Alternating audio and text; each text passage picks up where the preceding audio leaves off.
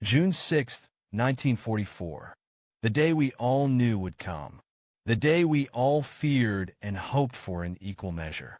My name is Private James Callahan, 22 years old, from a small town in Illinois. On that day, I was just another face among thousands, part of the greatest invasion force the world had ever seen. For months, the invasion had been whispered about in the barracks and training grounds of England. D-Day, they called it, the day we would finally take the fight to the enemy. We didn't know exactly when or where it would happen, but we knew it would change everything. For us, it was more than an operation. It was a promise to free Europe from the grip of tyranny. Eisenhower's words stayed with me.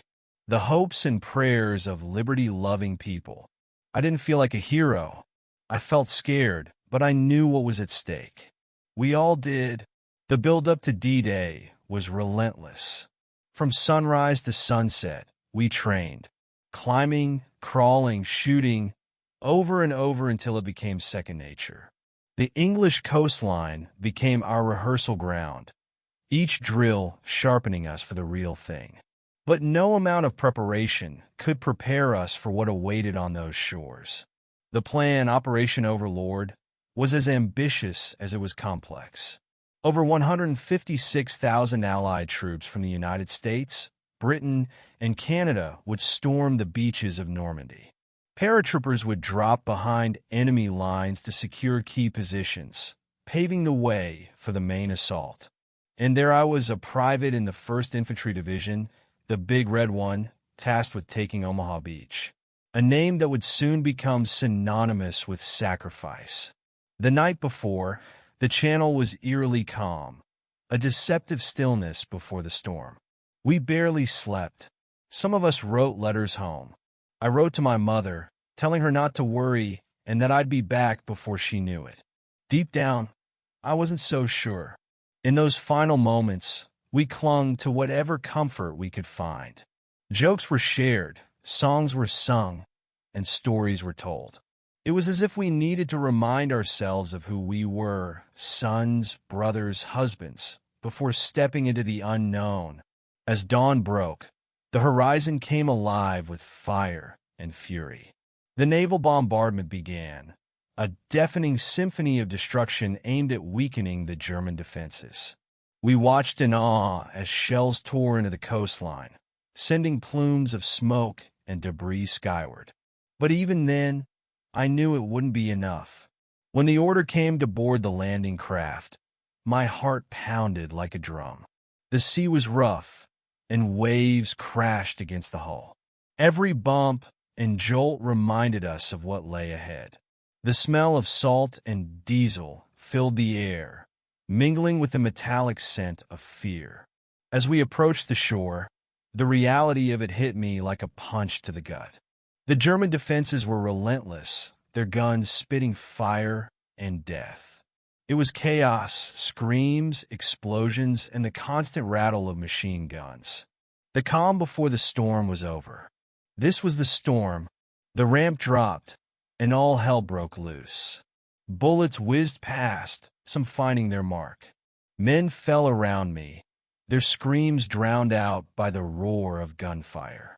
I jumped into the water, the icy cold shocking me into action. It was waist-deep, but it felt like a mile to the shore. The beach was a killing field. Machine gun nests rained down fire from fortified bunkers, and artillery shells exploded all around us. The sand was stained red, littered with the fallen and the shattered remnants of our gear. Every step forward felt impossible, but staying still meant certain death. We pushed forward inch by bloody inch. The engineers were heroes that day, clearing mines and obstacles under heavy fire. Without them, we wouldn't have stood a chance. But even with their efforts, the odds felt insurmountable. Amid the chaos, moments of courage shone through. Men who should have been paralyzed by fear stood tall, shouting orders, pulling their comrades to safety, and pushing forward against all odds. They were more than soldiers. They were the embodiment of resilience. Omaha was just one piece of the puzzle, but it was a crucial one. The fate of the invasion rested on our shoulders. Failure was not an option. The cost was high, higher than we could have imagined. But in that moment, we weren't thinking of the cost. We were thinking of the mission. June 6th, 1944.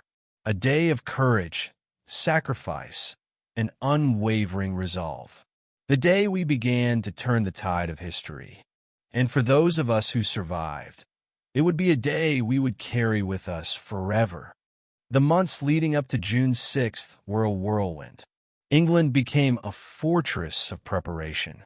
Everywhere you looked, soldiers trained, planes flew overhead, and ships were loaded with supplies.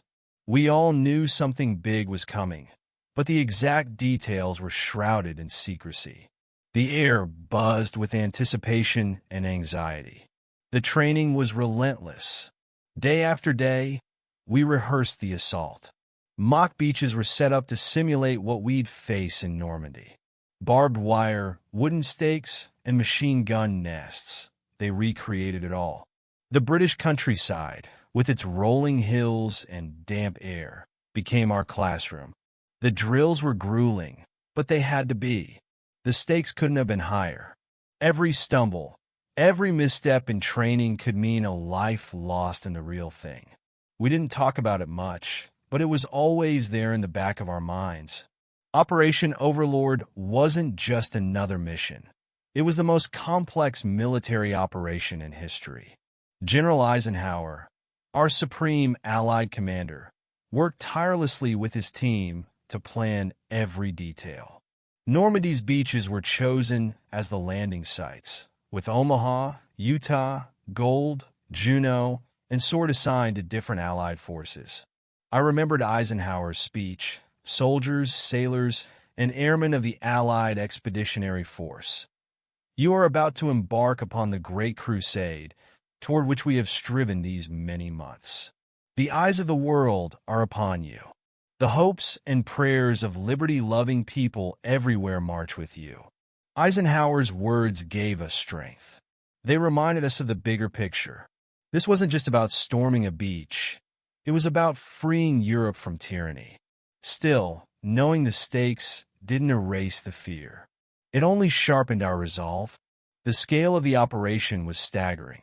Over 5,000 ships, 11,000 aircraft, and 156,000 troops were mobilized for D-Day.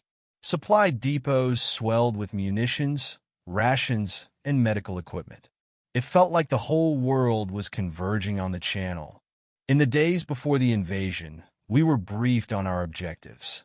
Omaha Beach was our destination. The terrain looked unforgiving. Cliffs, bunkers, and fortified positions bristling with German guns. We studied maps and reconnaissance photos, trying to memorize every detail. I remember tracing the lines on the map with my finger, imagining what it would be like to cross that beach. It felt unreal, like something out of a story. But deep down, I knew it would be anything but. As the days counted down, we tried to prepare ourselves mentally. Some of us wrote letters to our families. Others found comfort in prayer or quiet moments of reflection. The nights were the hardest. Lying in the dark, the questions came. Would I make it? Would I see my family again? Would I be brave enough when the time came? Every role was critical. Engineers perfected the tools we'd need to breach the German defenses. Medics prepared to save lives under unimaginable conditions. Chaplains prayed with us, offering solace to those grappling with their fears. It was a team effort, and every man had a part to play. Then, the waiting began. A storm swept through the Channel, forcing a delay. It was agonizing, knowing we were ready but unable to move. We passed the time with card games and stories, trying to keep our minds occupied. On the night of June 5th, Eisenhower made the call. The invasion was a go. Despite the weather, we would cross the Channel. It was a gamble, but it was our only chance. That night, we climbed into the landing craft, one step closer to destiny. The training was over. The plans were set. All that remained was to face the storm and find out if we were ready. June 5th, 1944. The night before the storm. The night before our lives would change forever. As the sun set over England, the air buzzed with nervous energy. The invasion was a go. The largest amphibious assault in history was about to begin, and we were at its heart. We had rehearsed this moment 100 times, but the reality was different. There was no drill, no practice run to fall back on. This was it. I sat with my squad, the men who had become my brothers over months of training. We joked nervously, the kind of laughter that masks fear. No one wanted to admit it, but we were all scared. Some of us prayed, asking for strength or forgiveness. Others wrote letters to loved ones. I wrote to my mother, telling her I'd be back soon, that she didn't need to worry. But deep down, I wasn't sure if I'd ever see her again. Some of us prayed, asking for strength or forgiveness. Others wrote letters to loved ones.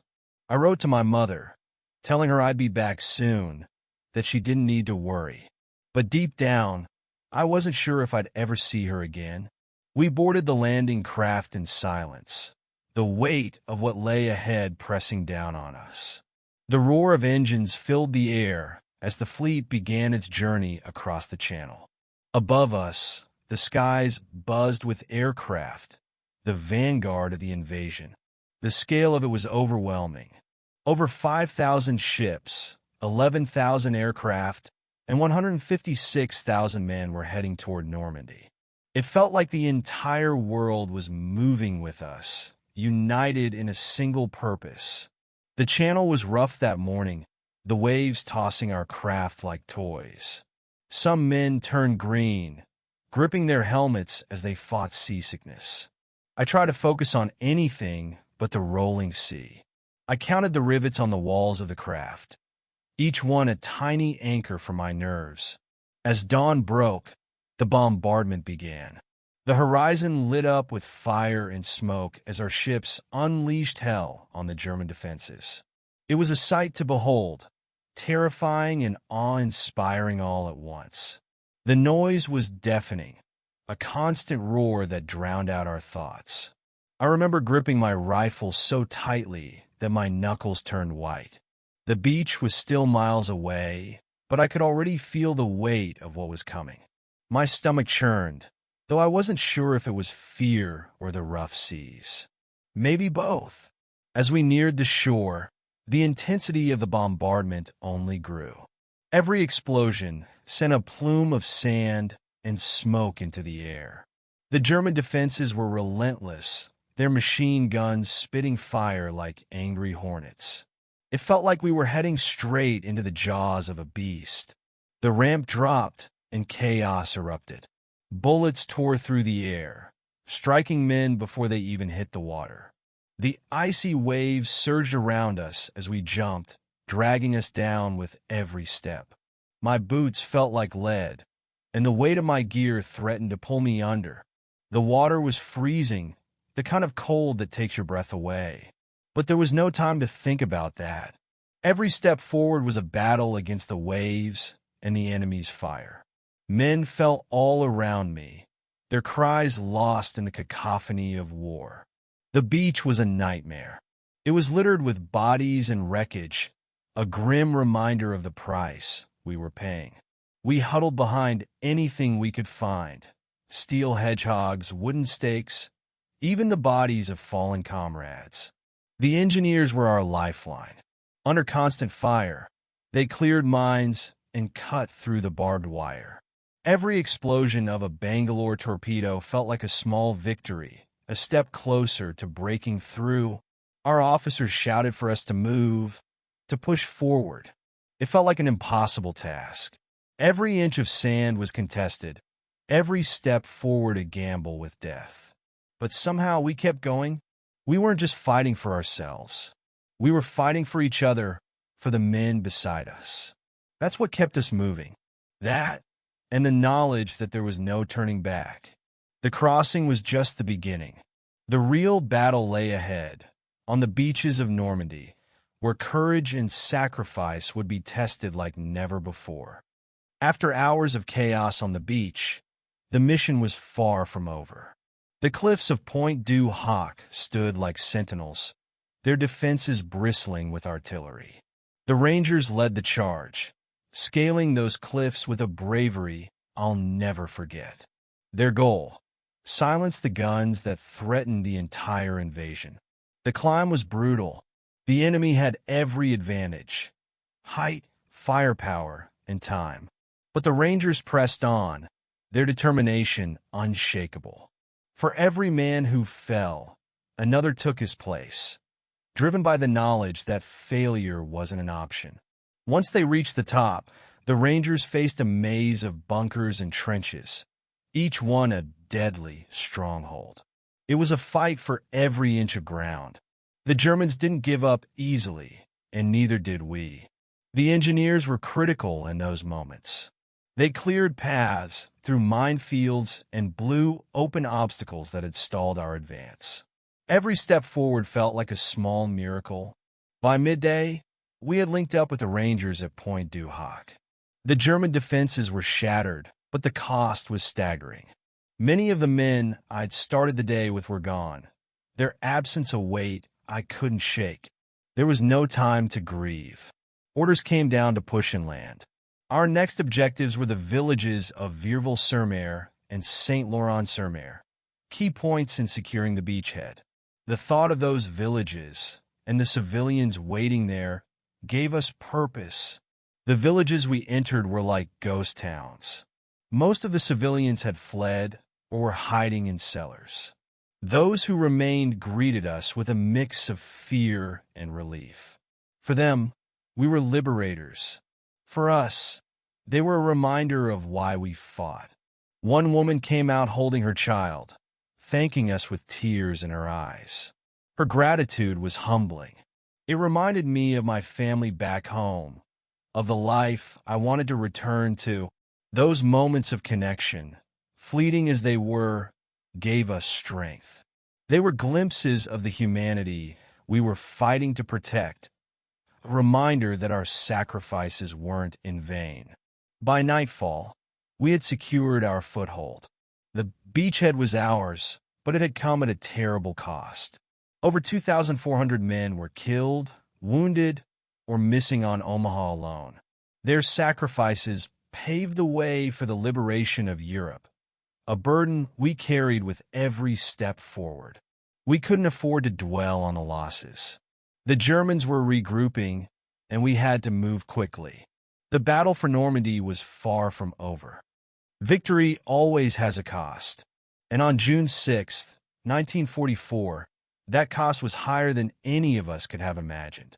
By the end of the day, Omaha Beach was ours, but it had taken a toll that would haunt us forever. The beach, once a pristine stretch of sand, had become a graveyard. Bodies lay where they had fallen, some half buried by the shifting tides. The cries of the wounded mixed with the crashing of the waves, a sound I still hear in my dreams. The medics were the true heroes that day. Without hesitation, they braved gunfire to save lives. I saw men like Corporal Henry Davis, a medic in my division, crawling through the sand to reach the wounded. He carried them to safety, one after another, until he himself was hit. As night fell, we began to bury the dead. It was a grim task, but necessary. Each man we laid to rest was more than a soldier. He was a son, a husband, a father. We whispered their names, vowing never to forget their sacrifice. But war allows no time for mourning. Even as we counted our losses, the next phase of the invasion was being planned. General Bradley and his staff worked through the night, determining how best to capitalize on our fragile foothold in Normandy. Reinforcements began to pour in. Tanks rolled ashore, their tracks grinding over the wreckage of the first wave. Supplies were unloaded under the cover of darkness, bringing much-needed ammunition, rations, and medical equipment. Each new arrival strengthened our resolve. We were tired, battered, and grieving, but we were still standing. And as dawn broke on June 7th, we knew that our mission was far from over. The fighting in the days that followed was brutal. The hedgerows, with their dense foliage and sunken roads, became natural fortresses for the Germans. Every step forward was a battle, every field a potential ambush. The 2nd Armored Division, the Hell on Wheels, joined the fight, their tanks providing much-needed firepower. Together, we pushed through the maze of hedgerows, inching closer to our objectives. In the midst of the chaos, there were moments of hope. Villages like Vierville-sur-Mer and Saint-Laurent-sur-Mer were liberated, their residents emerging from hiding to greet us. Their gratitude was overwhelming, and it reminded us of why we fought.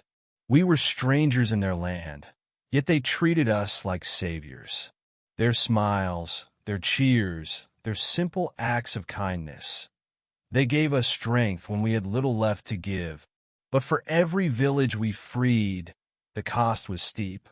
Over 2,400 men were killed, wounded, or missing on Omaha Beach alone. And as the days wore on, that number only grew. We tried not to dwell on it, but the loss was impossible to ignore. Every empty bunk, every familiar face missing from the line, was a reminder of the price we were paying. At night, I'd sit by the fire and write their names in my journal. It was my way of keeping them alive, of making sure they weren't forgotten. Today, those names are etched in stone, their stories preserved in the silence of this sacred ground. Over 9,000 men rest here, their sacrifice a testament to the cost of freedom. We secured a foothold in Normandy, but it came at a terrible price. For those of us who survived, the scars remain, etched into our bodies, our memories, and the sands of Omaha Beach. By mid-June, we had clawed our way inland from the beaches. But what lay ahead was no easier. Normandy's countryside was a maze of hedgerows, natural barriers that turned every field into a battlefield. Each one concealed German snipers, machine gun nests, and artillery. It was as if the land itself conspired against us. The hedgerows were like walls, their thick roots and dense foliage stopping even tanks. We called it hedgerow hell. You never knew what was waiting on the other side. Every advance felt like walking into an ambush. Our movements were slow and deliberate. Communication was limited. We relied on hand signals and whispers. The tension was unbearable. Every crack of a twig or rustle of leaves could be the enemy. The 2nd Armored Division, Hell on Wheels, was our lifeline.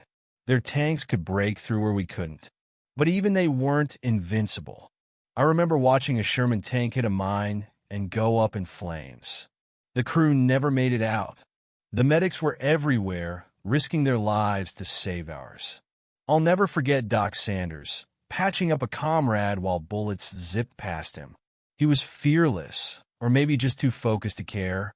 Every village we took was a step closer to victory. Some, like Corentin and St. Lo, were reduced to rubble by the time we got there. The civilians, those who had survived, greeted us with tears and cheers. Their gratitude was humbling. The French people shared what little they had. Bread, wine, even smiles. It reminded us why we were here, not just to win a war, but to restore hope. Cherbourg was a critical objective. Its port was vital for bringing in supplies. The Germans knew this and fought fiercely to hold it. It took weeks of relentless fighting, but by late June, we finally took the city. The capture of Cherbourg was a turning point. It gave us the foothold we needed to press forward. But the price was high. The streets were littered with the remnants of battle. Broken tanks, shattered buildings, and too many bodies. Even as we celebrated our victories, the cost weighed heavily on us. Friends we had trained with, laughed with, fought beside, they were gone. But their loss only strengthened our resolve. We owed it to them to finish what we had started. St. Lo was another key milestone. Known as the City of Ruins, it had been bombed relentlessly before we arrived. The fighting there was some of the fiercest we had seen, but its capture opened the door for Operation Cobra. Operation Cobra was the breakout we had been waiting for. With air support paving the way, we finally left the hedgerows behind. The Germans were in retreat, and for the first time, it felt like we had the upper hand. We swept through northern France, liberating town after town. The tide had turned, but the scars of Normandy would stay with us forever. At night, we thought of those we had lost. Their laughter, their courage, their sacrifice. We carried their memory with us, a silent promise to keep going, no matter the cost. Normandy was the beginning of the end for Nazi Germany. But for those of us who fought there, it was more than a campaign. It was a testament to courage, resilience, and the unbreakable bonds of brotherhood. The battles we fought in Normandy shaped the world we live in today. For those who gave everything, we owe a debt that can never be repaid. And for those of us who survived, the memories will never fade. 80 years. It feels like a lifetime, and yet, in some ways, it feels like yesterday. The beaches are peaceful now, the only sound's the waves and the wind. But if you close your eyes, you can still hear it. The roar of the engines, the cries of the wounded, the thunder of artillery. We were so young back then. Just boys, really. Boys who became men in a single day. Some of us made it through. Many did not. Every year, I come back to this place to remember them, to honor their sacrifice. Each of these crosses represents a story, a family left behind, a future unfulfilled. Over 9,000 American soldiers rest here, their sacrifice a testament to the cost of freedom. William was one of my closest friends. We trained together, ate together, dreamed of what we'd do after the war. He didn't make it off the beach that day, but in some ways he never really left. I carry him with me always. The stories must live on. It's not enough to remember. We must teach the next generation what happened here and why it mattered. Freedom is never free, and the cost must never be forgotten. We were scared, just like anyone would be, but we knew what was at stake. It wasn't just about us. It was about something bigger. Leaders like Eisenhower carried the weight of the world on their shoulders. His words gave us strength, his confidence a steady hand guiding us through the storm. Without men like him, without the leadership of generals like Omar Bradley and commanders like Colonel George Taylor, we wouldn't have succeeded. For those of us in the 1st Infantry Division, the name Big Red One was more than a patch on our uniforms. It was a badge of honor, a symbol of our unity and resolve. We were part of something larger than ourselves, and we carried that pride with us every step of the way. The world we live in today was forged here, on these beaches, in these fields, and in the hearts of those who fought. The Europe of 1944 was a continent in chains. The Europe of today stands free, a testament to what courage and sacrifice can achieve.